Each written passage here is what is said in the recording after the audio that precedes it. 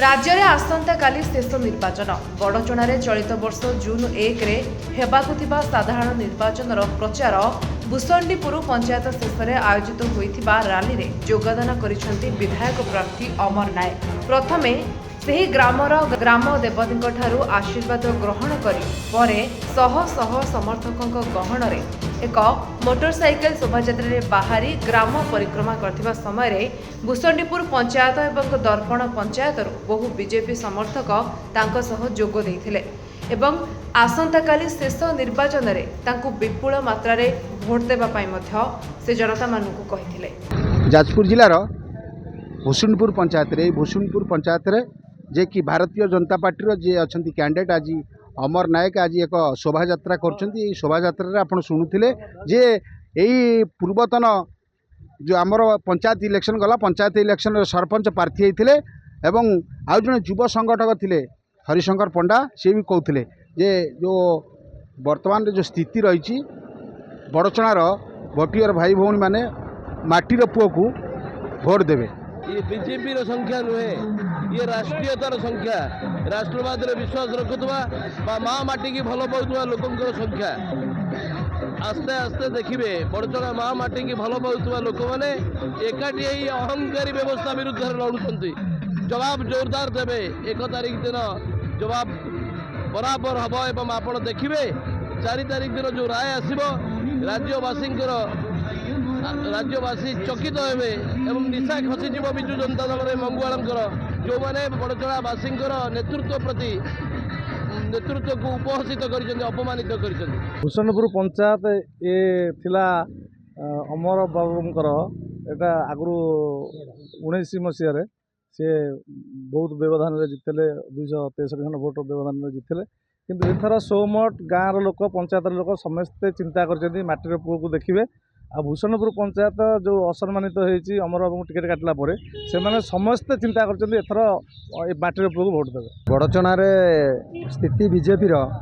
आपण मानक आम यही माने गणमाध्यम माध्यम जनाऊँगी बड़चना जो स्थिति अच्छी बीजेपी गोटे सो मोट हूँ ग्रास रूट्रु माने लोक परिवर्तन चाहते बड़चना परिवर्तन दरकार से परिवर्तन ये स्वर उठी ये माटीर पुओ कथा उठुची ये माटीर सम्मान कथा उठू ये बड़चना स्वाभिमान कथा उठुची ये हूँ आमदानी नेता कथा को लोक मैंने ग्रहण करना बड़चनावासी आमदानी नेता को माने ताको घृणा करुँच निंदा करुँच आगामी दिन जून 4 तारिख दिन बड़चणार निर्वाचन फलाफल जो आसो देखिए बड़चना माटीर सम्मान केते और स्वाभिमान को बचा नहीं विपुल भोट्रे अमर नायक बड़चणार बीजेपी प्रार्थी हिसाब से जययुक्त करेंगे। मु हरिशंकर पंडा भारतीय जनता पार्टी जड़े युव नेता बड़चणा एक स्वाभिमानी बड़चणा माटी एठी स्वर्गीय नवकृष्ण चौधरी प्रथम मुख्यमंत्री जे कि निर्वाचित होते जदुमणि मंगराज एठू भी निर्वाचित हो बाचस्पति होते एठी जगन्नाथ दास विधायक होती एठू सीताकांत महापात्र विधायक होती एठू अमर प्रसाद शतपथी विधायक होती ये गोटे स्वाभिमान माटी एठी बड़चणा भोटर माने बहुत सचेतन गाँ पुअर हिसाब से माटी पुओ हिसाब से अमर नायक को पूर्ण मात्रा समर्थन कर युव संगठक जे कि जिला परिषद प्रार्थी होते पवित्र राउत से कहते बीजेपी स्थिति अवस्था और बड़चणार स्थिति युवक मान को नहीं जो संगठन रही बड़चणार से संगठन को नहीं आम गहन अच्छा पवित्र राउत आसतु पचारि बुझा ये जो युव संगठन को नहीं जो संगठन गढ़ी चली कौन कहते सर आप ना कौन? पवित्र कुमार राउत। सर ये जो